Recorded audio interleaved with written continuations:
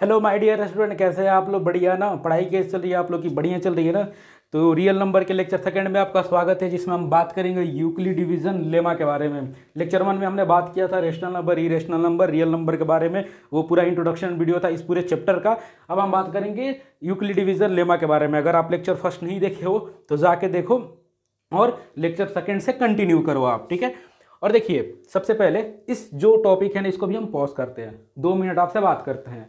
अगर आप बात नहीं कर सकते हो तो 2 मिनट आगे बढ़ा लेना या 1 मिनट, फिर वही टॉपिक स्टार्ट हो जाएगा। सबसे पहले मैं आपको कुछ बताता हूँ।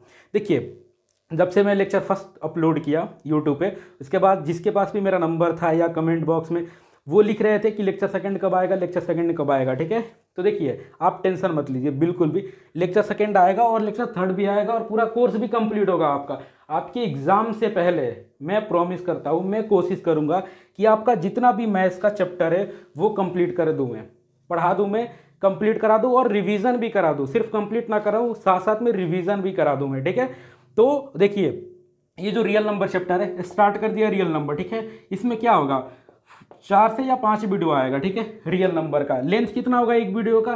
30 मिनट से 40 मिनट या 45 मिनट, ये वेरी करता रहेगा जितना उसमें पढ़ाना हो। ऐसा तो नहीं कि हम जल्दी जल्दी पढ़ा के खत्म कर दे, कर सकते हैं पूरा चैप्टर भी 1 घंटा में पढ़ा सकते हैं, लेकिन उसमें क्या होगा, वो यहाँ से चला जाएगा आपका। और हमें क्या करना, हमें पढ़ाना नहीं है, हमें सिखाना है। हमें पढ़ाई को यहाँ से भी नहीं भेजना है, पढ़ाई को यहाँ से भी नहीं भेजना है, हमें यहाँ से भेजना है। कहाँ से? दिल से। अगर आप दिल लगा के पढ़ोगे ना तो आप अच्छे से पढ़ोगे, ठीक है?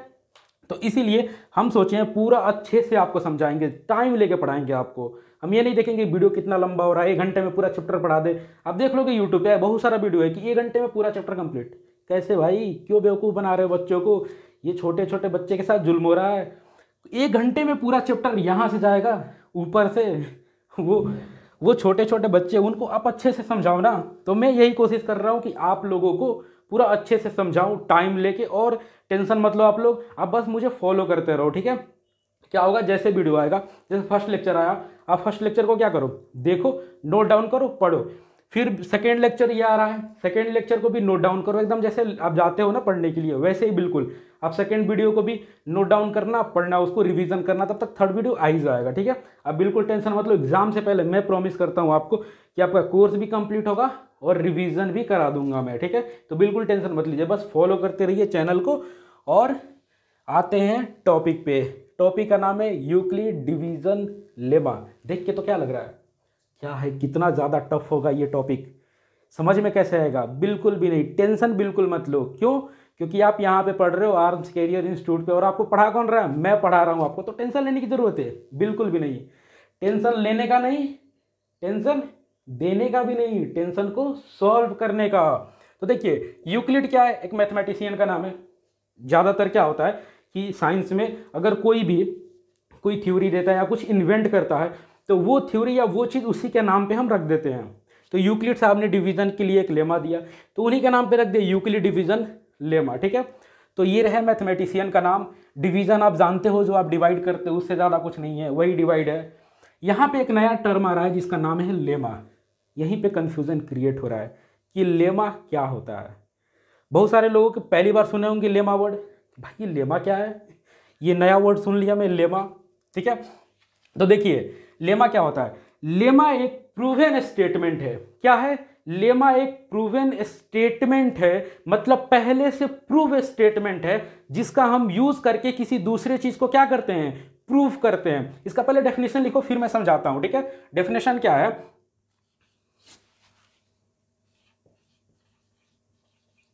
Lemma is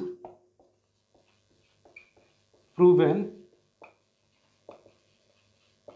statement which is used to proving another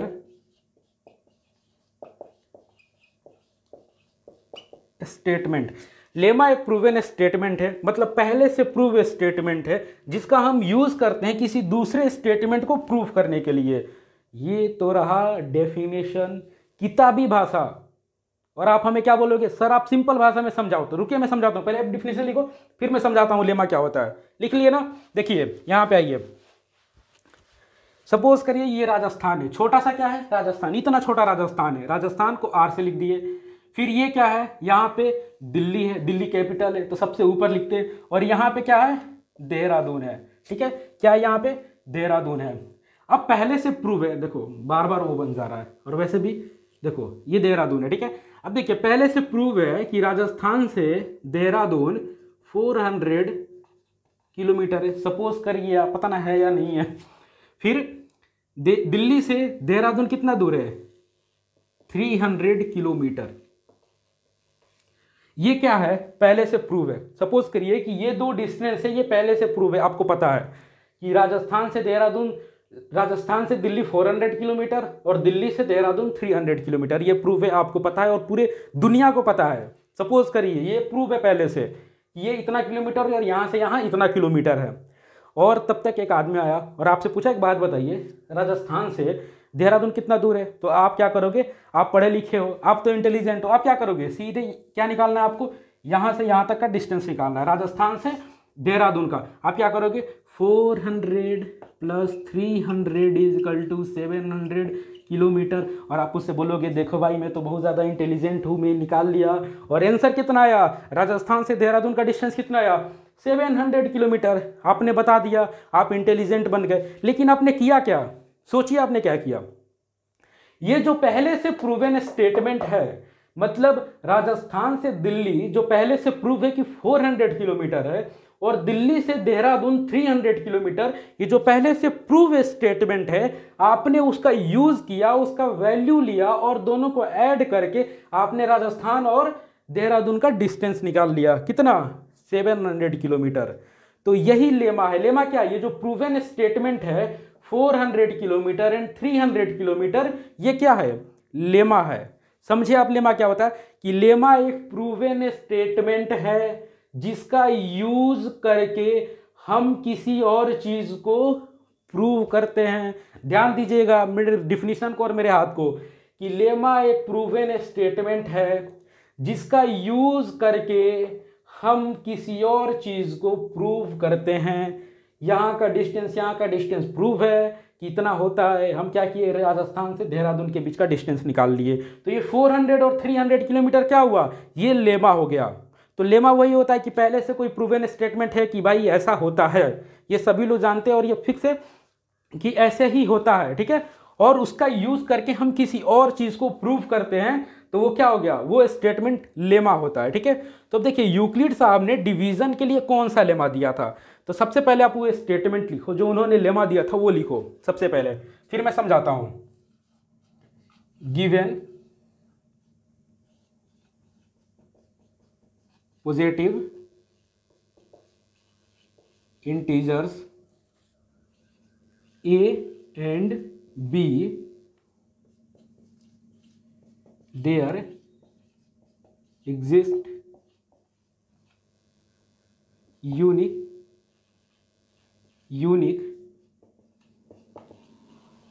integers q and r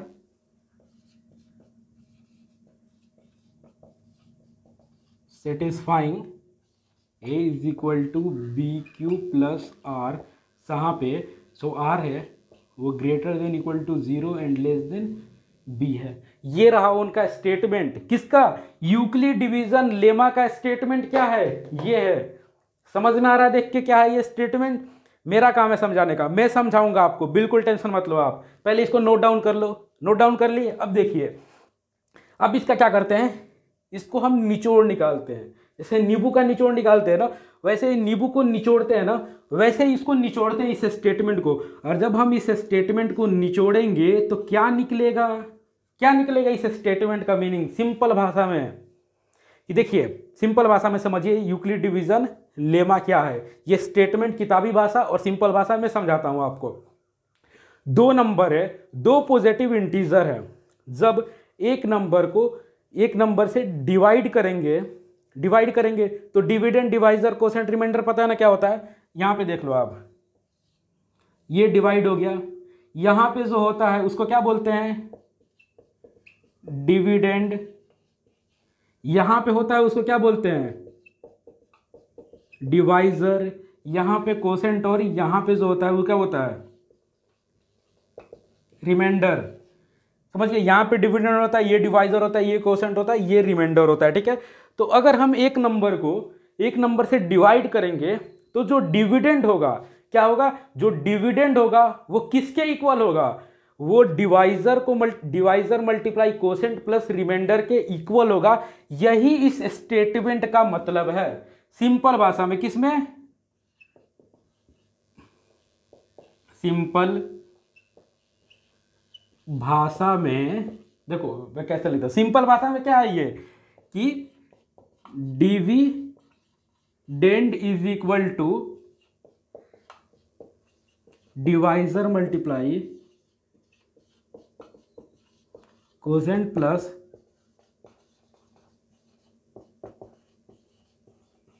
reminder. तो क्या है, dividend is equal to divisor multiply quotient plus remainder. क्या है, ये पूरा स्टेटमेंट का सिंपल भाषा में यही होगा, ये निचोड़ है। इसको क्या होता है, dividend is equal to divisor multiply quotient plus remainder. ये क्या है, यूक्लिड डिवीजन लेमा है। अब आइए इसको हम एग्जाम्पल के साथ समझते हैं। ये लिख लिया ना, अब मैं इसको मिटाता हूं। ठीक है, देखिए हम अगर मान लेते हैं डिवाइड करते हैं किसको, 8 को डिवाइड करते हैं 2 से, तो 2 4 जा 8, रिमाइंडर 0 आ गया।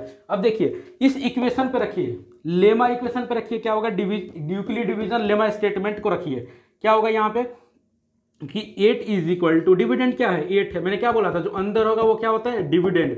तो 8 is equal to divisor multiply quotient plus remainder. तो 8 इज इक्वल टू 4 2 जा 8 plus 0, 8 is equal to 8। Satisfy कर गया।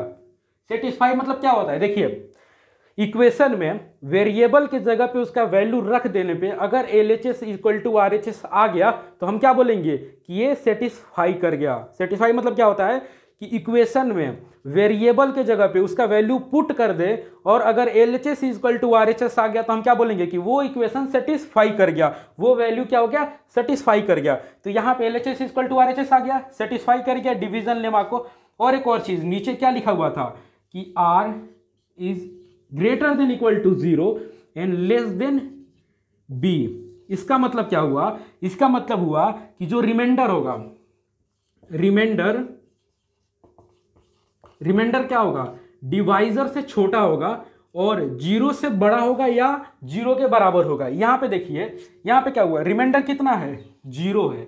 तो ऑलवेज जो रिमाइंडर होगा या तो 0 होगा, 0 से बड़ा होगा, लेकिन इससे क्या होगा, जो डिवाइजर होगा ऑलवेज डिवाइजर से क्या होगा, छोटा होगा।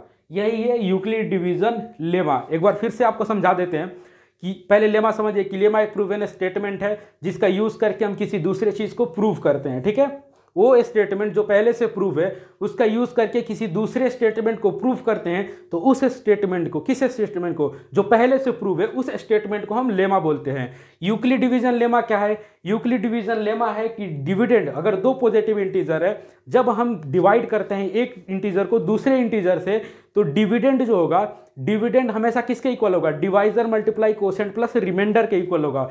और जो रिमाइंडर होगा वो हमेशा, जो रिमाइंडर होगा वो हमेशा या तो 0 होगा या 0 से बड़ा होगा और किससे छोटा होगा, डिवाइजर से छोटा होगा। ये है यूक्लिड डिवीजन लेमा। ये सारे डिवीजन के लिए फॉलो होता है। आप करके देख लो, दो पॉजिटिव इंटीजर लो और डिवाइड करके देखो, हमेशा इक्वेशन क्या होगा, यूक्लिड डिवीजन लेमा का जो इक्वेशन है वो हमेशा क्या होगा, सेटिस्फाई करेगा। मान लो यहाँ पे देखो, हम लेते हैं 27 को अगर हम डिवाइड करते हैं किससे, मान लो हम 3 से डिवाइड करते हैं, चाहे 3 से नहीं करते हैं, यहाँ पे देखो 27 को हम डिवाइड करते हैं 2 से, 2 1 जा 2 बचा 0, 7 2 3 जा 6, रिमाइंडर कितना बचा 1।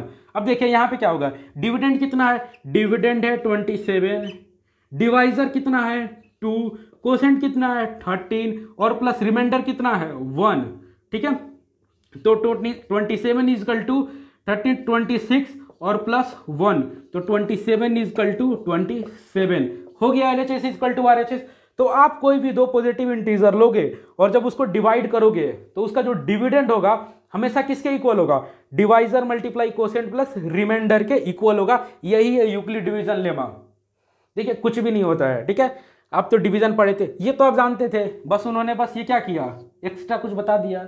तो वही ये थोड़ा बहुत इधर उधर करके वो अपना थ्योरी दे देते थे। और परेशान कौन होता है, हम लोग परेशान होते हैं। जब हम लोग पढ़ते हैं तो हम लोग का दिमाग खराब हो जाता है कि लेमा क्या है, ये यूक्लिड डिवीजन लेमा क्या होता है, ठीक है। तो समझ गए ना आप लोग कि यूक्लिड डिवीजन लेमा क्या होता है। अब अगला टॉपिक क्या है, Euclid division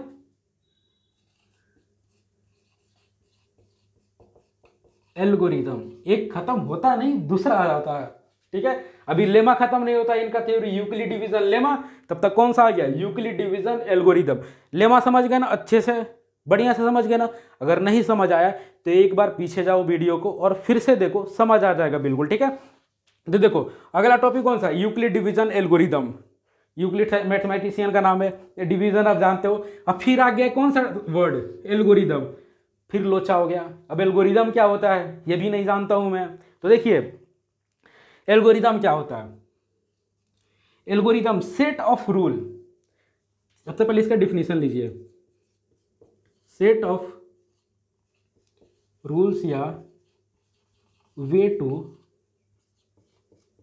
solve any problem. हो गया, इसको लिख लिए। अब मैं समझाता हूं क्या होता है। देखिए एक मेरा दोस्त है, ठीक है, वो जब भी फ़ोन करता है ना, उसका नाम नहीं बताऊंगा यहाँ पे, नहीं तो कमेंट बॉक्स में बोलेगा मेरा नाम क्या की है, बता दिए सबको, तो मैं नाम नहीं बताऊंगा। वो क्या करता है हमेशा, मेरे को कॉल करेगा। वो कॉल ऐसे करता ही नहीं है मेरे को, वो प्रॉब्लम में जब होता है ना तो कॉल करता है मेरे को। 1 महीना 2 महीना जब भी उसकी समस्या आए, जब उसके लाइफ में, तो मेरे को कॉल करेगा और मुंह बना के बोलेगा आशीष भाई एक प्रॉब्लम हो गया है, ठीक है। तो मैं बोलूँगा क्या हुआ, तो अपना प्रॉब्लम बताता है पहले मुझे, ठीक है। फिर जब बताता है प्रॉब्लम तो मैं बोलता हूँ ठीक है चलो मैं कोशिश करता हूँ।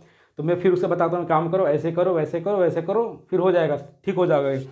तो वो क्या करता है, वैसे वैसे करता है, कभी कभी सॉल्व भी हो जाता है उसका प्रॉब्लम, कभी कभी नहीं भी होता है, कभी कभी और भी ज़्यादा प्रॉब्लम में फंस जाता है। तो एल्गोरिदम क्या होता है, एल्गोरिदम एक वे होता है या रूल होता है सेट ऑफ, जिसका हम यूज़ करते हैं किसी प्रॉब्लम को सॉल्व करने के लिए।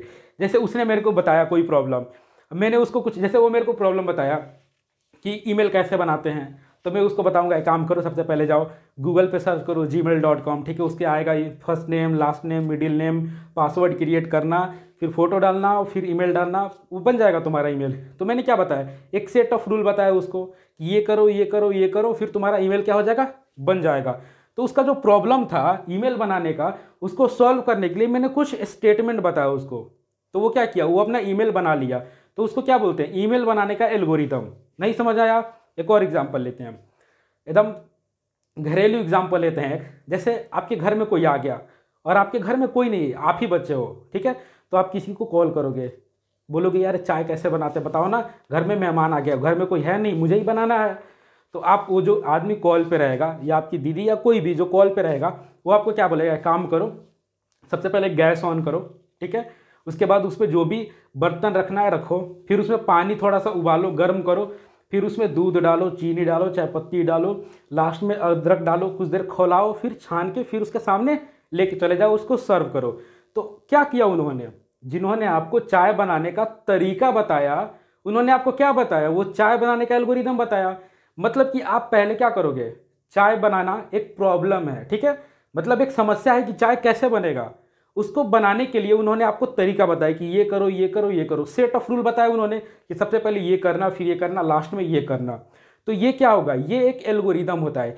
किसी भी चीज़ को सॉल्व करने का जो सेट ऑफ वे होता है या सेट ऑफ रूल होता है, उसे हम क्या बोलते हैं, एल्गोरिदम बोलते हैं, ठीक है। जैसे आप क्या बोलते हैं, यहाँ पे देखो, आपको दिल्ली जाना है घर से, ठीक है, कहाँ जाना है, दिल्ली जाना है। तो कोई क्या बोलेगा, एक काम करो, घर से निकलो, सुबह 5 बजे उठो, फिर उसके बाद बस पकड़ो, फिर ट्रेन पकड़ो, फिर दिल्ली पहुंच जाओ। ये क्या हुआ, दिल्ली जाने का एल्गोरिदम हो गया। जो अभी बताया वो चाय बनाने का एल्गोरिदम हो गया, मतलब चाय बनाने का तरीका हो गया। वो ये काम करोगे तो चाय बन जाएगा, ठीक है। तो वही एल्गोरिदम होता है कि जो भी सेट ऑफ रूल होता है या तरीका होता है, जिसको हम क्या करते हैं, यूज करते हैं किसी प्रॉब्लम को सॉल्व करने के लिए, ठीक है, उसको क्या बोलते हैं, एल्गोरिदम बोलते हैं, ठीक है। प्रॉब्लम या काम को, देखिए होता क्या है ना, कोई भी काम ही प्रॉब्लम है। मेरे घर में क्या होता है कि मेरे को कोई बोलता है ना कुछ काम करने का, मैं बूम रहा है यार क्या ऑलवेज करो, ये करो, वो करो। सब लोग बोलते हैं कि इसको काम बताने के बाद इसको समस्या हो जाता है, ठीक है। तो क्या होता है, कोई भी काम अगर बोला जाए आपको करने के लिए तो प्रॉब्लम हो जाता है, यार क्यों बोल दिया, नहीं करने का मन कर रहा है आज।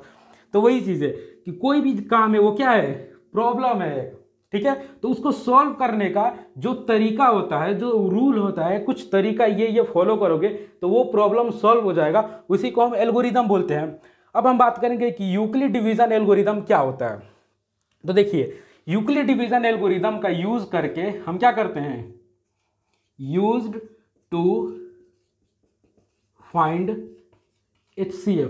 HCF मतलब हाईएस्ट कॉमन फैक्टर। हम यूक्लिड डिवीजन एल्गोरिदम का यूज करके हम HCF फाइंड करते हैं, ठीक है। अब कैसे फाइंड करते हैं वो देखते हैं।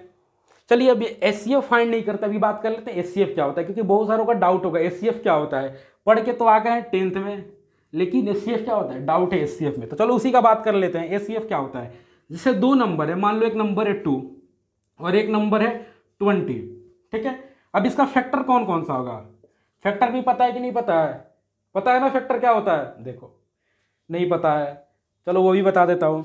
फैक्टर वो होता है जो मान लो 12 है, 12 का फैक्टर वो होगा जो 12 को कंप्लीटली डिवाइड कर देगा, वो क्या होगा, वो इसका फैक्टर होगा। तो 12 को कौन कौन सा डिवाइड कर देगा, 1 डिवाइड कर देगा, तो 1 क्या हुआ, 12 का फैक्टर हुआ।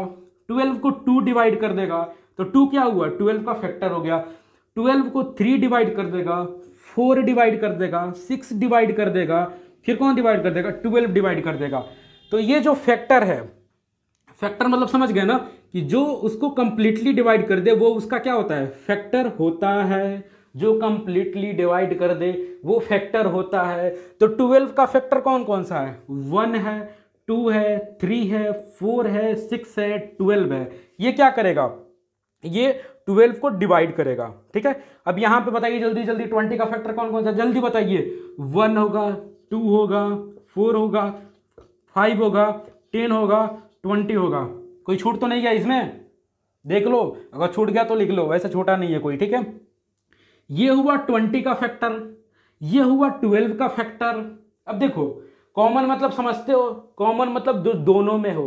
तो सबसे पहले एक चीज चूज करो कि दोनों में कॉमन कौन सा है। ये 1 कॉमन है, 1 दोनों में है, 12 का भी फैक्टर है और 20 का भी फैक्टर है, तो कॉमन कौन सा हुआ, 1 हुआ। फिर 2 कॉमन हुआ, फिर देखो 3 कॉमन है, 3 तो इसमें है लेकिन इसमें नहीं है, तो कॉमन नहीं है। कॉमन मतलब दोनों में हो, क्या हो, दोनों में हो, तो उसको क्या बोलेंगे कि कॉमन है ये। फिर देखो 4 है यहाँ पे भी 4 है, तो 4 भी कॉमन है। यहाँ पे देखो 6 है, नहीं है, 12 है, नहीं है, 5 10 नहीं है।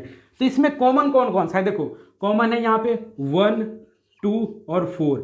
ये 3 जो फैक्टर है ये दोनों में क्या है, ये इसका भी फैक्टर है और इसका भी फैक्टर है, दोनों का फैक्टर है।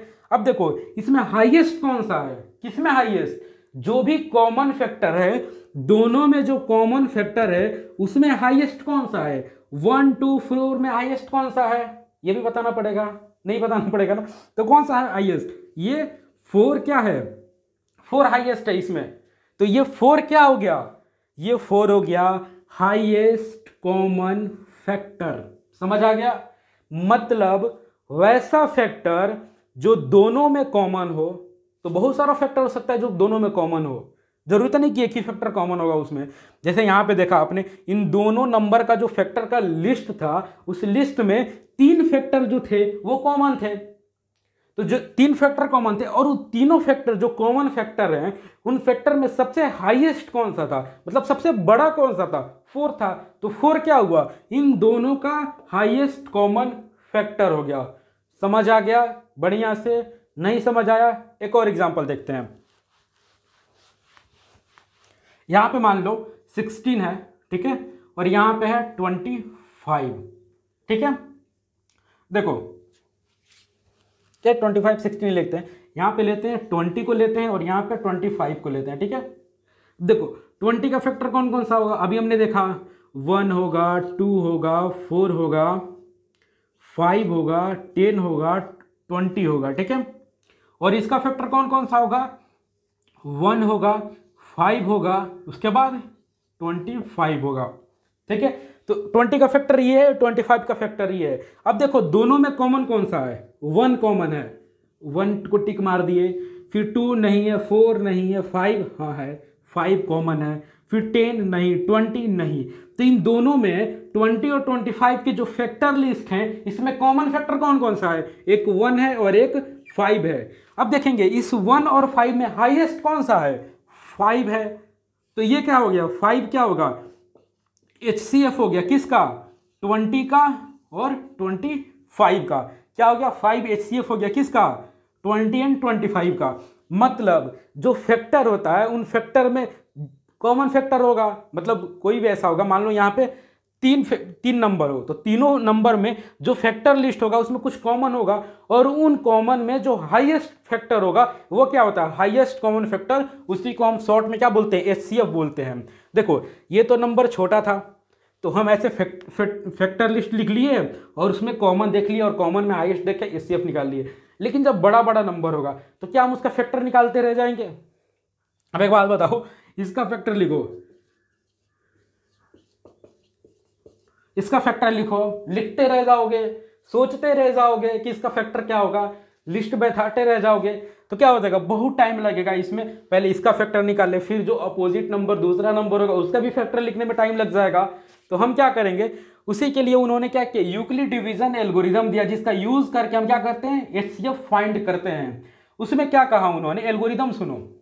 एल्गोरिदम जैसे मैंने बोला था, किसी भी प्रॉब्लम को सॉल्व करने के लिए जो सेट ऑफ रूल होता है उसको एल्गोरिदम बोलते हैं। यहाँ पे प्रॉब्लम क्या है, HCF फाइंड करना। और HCF फाइंड करने के लिए जो उन्होंने तरीका बताया, जो उन्होंने बताया कि ये करना, ये करना और ये करना, और जब फाइनल स्टेज पे पहुंच जाओगे तो तुमको क्या मिल जाएगा, HCF मिल जाएगा। वो क्या हो गया, यूक्लिड डिवीजन एल्गोरिदम हो गया। तो HCF फाइंड करने का जो एल्गोरिदम था वो किसने दिया, वो दिया उन्होंने डिवीजन एल्गोरिदम, यूक्लिड साहब ने, और उसका नाम क्या है, यूक्लिड डिवीजन एल्गोरिदम। अब एल्गोरिदम क्या है वो सुनो, सेट ऑफ रूल क्या है, उन्होंने कौन कौन सा बताया कि क्या क्या करना है, कैसे करना है डिवीजन, वो सुन लो। सबसे पहले उन्होंने कहा कि दो नंबर है, दोनों नंबर में जो बड़ा नंबर होगा और एक छोटा नंबर होगा ऑफ कोर्स।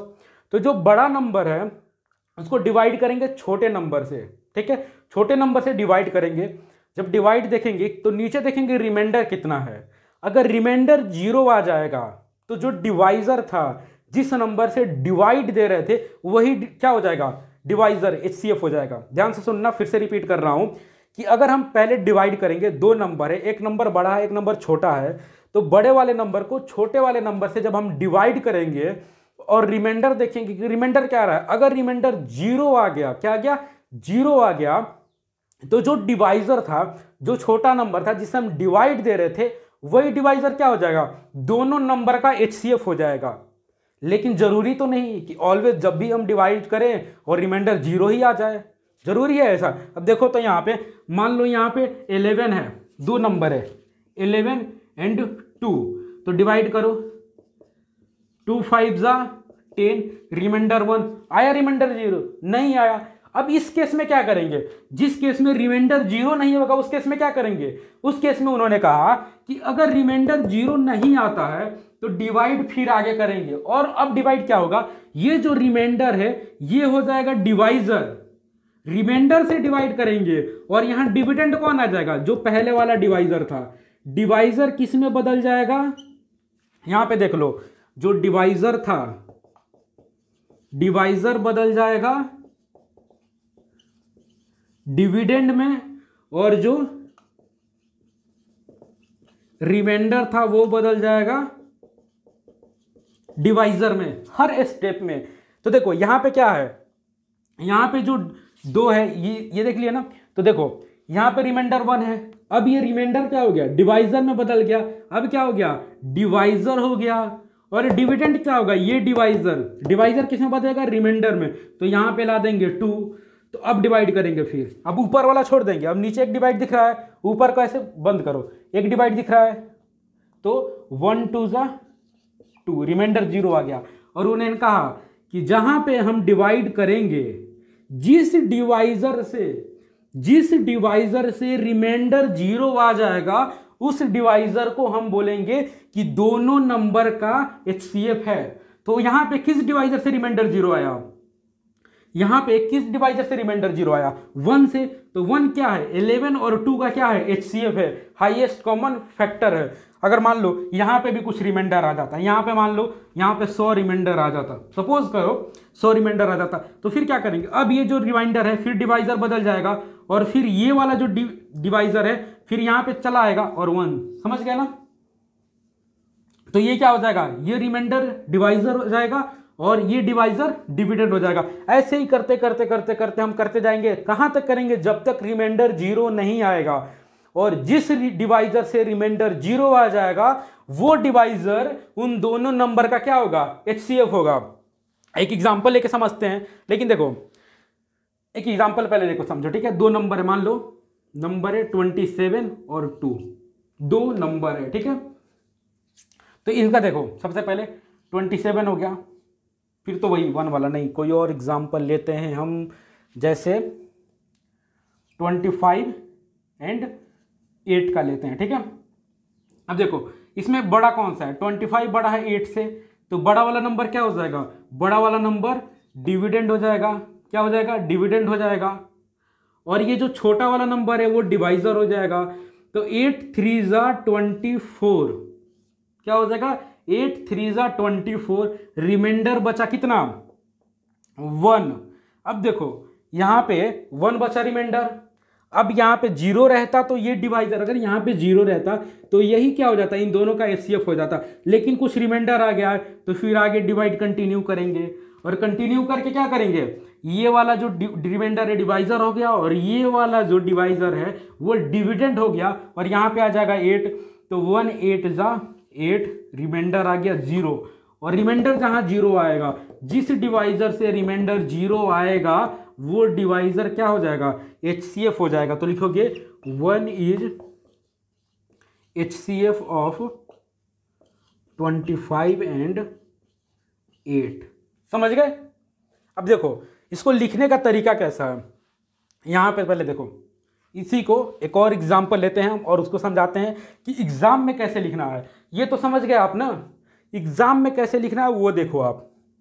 जैसे 2 नंबर है, 22 है और दूसरा नंबर है 4 है, ठीक है। दूसरा नंबर 4 है, तो यहाँ पे क्या है, 22 क्या है, 4 से बड़ा है, 4 से क्या है, बड़ा है, तो डिवाइड करेंगे तो 22 हो जाएगा डिविडेंड, 4 होगा डिवाइजर, तो 4 5 जा 20, रिमाइंडर बचा 2। अब देखो एग्जाम में कैसे लिखना है वो देखो, यहाँ पे एक डिवाइड हुआ, डिवाइड हो गया एक। अब देखो जब डिवाइड हुआ तो इसको क्या करेंगे, लेमा इक्वेशन पे रखेंगे। तो यहाँ पे देखो सबसे पहले क्या लिखेंगे, 22 is equal to 4 multiply 5 plus 2, हो गया।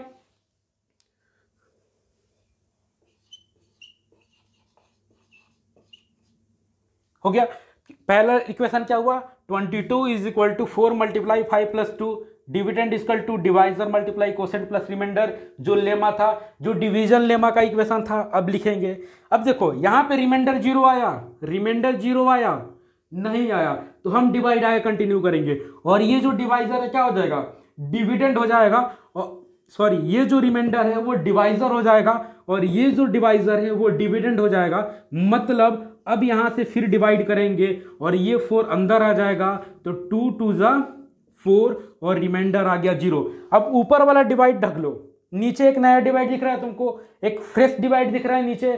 तो इस डिवाइड का, इस वाले डिवीजन का डिविडेंड कौन सा है, 4 है, तो इसको भी क्या करो, इक्वेशन में रखो, लेमा इक्वेशन में। 4 is equal to 2 multiply 2 divisor multiply quotient plus remainder 0, ठीक है।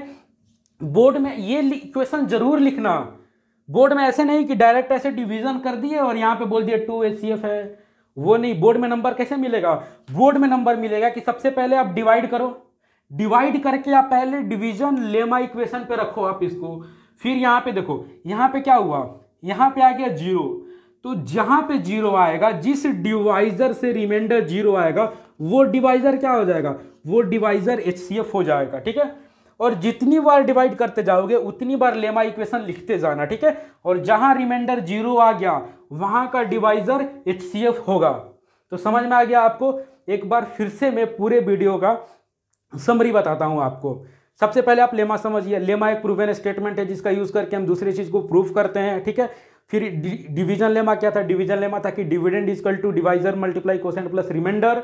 और यूक्लिड डिवीजन एल्गोरिदम की बात करेंगे तो सबसे पहले एल्गोरिदम क्या होता है? तो एल्गोरिदम एक सेट ऑफ रूल है जिसका यूज करके किसी भी प्रॉब्लम को सॉल्व करते हैं, या किसी प्रॉब्लम को सॉल्व करने का एक फिक्स तरीका, ये करने से वो चीज फाइंड होगा, उसको क्या बोलते हैं? एल्गोरिदम।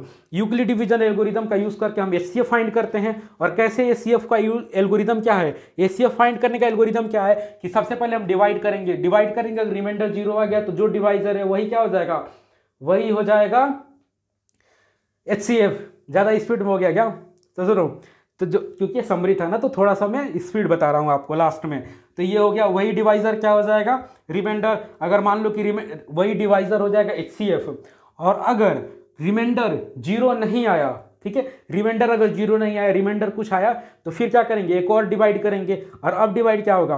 अब डिवाइड में जो रिमाइंडर हो गया वो डिवाइजर हो जाएगा, और इसके पहले वाला जो डिवाइजर था वो डिविडेंड हो जाएगा।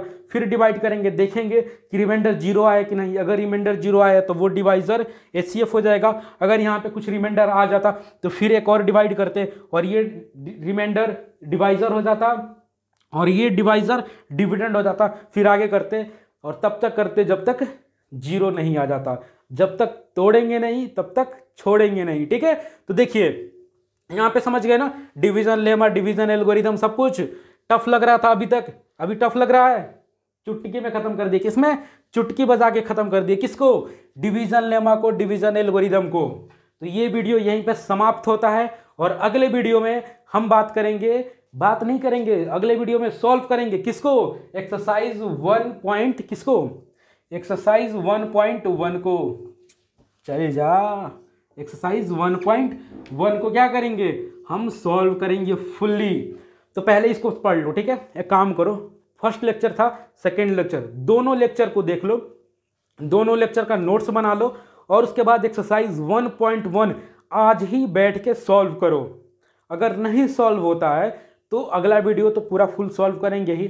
जहां पे डाउट होता है, वीडियो बनाने से पहले आप मेरे को क्या करो, इंस्टाग्राम पे क्वेश्चन भेजो। देखते हैं कौन कौन भेजता है, कितने लोग देखते हैं वीडियो को और कितने लोग भेजते हैं उसको। तो क्वेश्चन भेजते हैं तो पहले आप क्या करो, क्वेश्चन भेजो। अगले वीडियो में तो एक एक क्वेश्चन में सॉल्व करूंगा यहाँ पे, तो उसका तो कोई बात ही नहीं है, वहां से तो आप देख ही लोगे सॉल्यूशन। लेकिन पढ़ने का तरीका क्या है? एक बार एक्सरसाइज खुद से सॉल्व करने का कोशिश करो, ये होता है रियल पढ़ाई, ठीक है। मन लगा के पढ़ो और जहां भी दिक्कत हो इंस्टाग्राम पे मैसेज करो, मैं वहां पे रिप्लाई करूंगा जैसे पॉसिबल होगा, जब भी टाइम मिलेगा। और मैसेज करो, रिप्लाई करूंगा, ये दिक्कत नहीं है कोई। तो आज हुआ खत्म यहीं पे। धन्यवाद, गुड बाय और ऑल द बेस्ट। पढ़ाई करते रहो, बाय।